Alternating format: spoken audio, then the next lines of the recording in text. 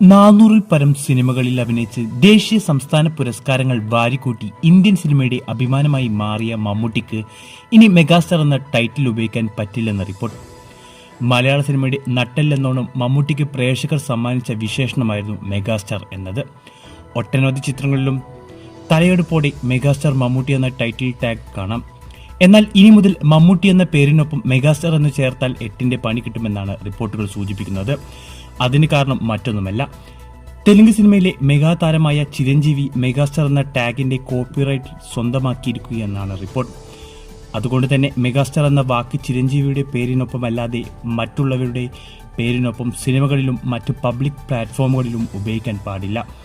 ഇതോടെ ഞെട്ടിയിരിക്കുകയാണ് മമ്മൂട്ടി ആരാധകർ.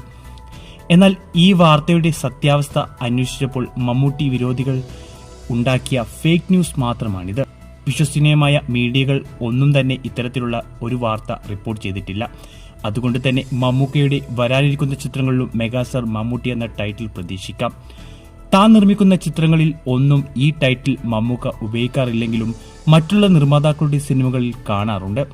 ഇനി ഡീൻ ഡെന്യൂസ് സംവിധാനം ചെയ്ത ബസൂക്കയിലാവും ഈ ടൈറ്റിൽ കാണുക. കാത്തിരിക്കാം ബിഗ് സ്ക്രീനിൽ മെഗാസ്റ്റാർ മമ്മൂട്ടി എന്ന ടൈറ്റിലിനായി.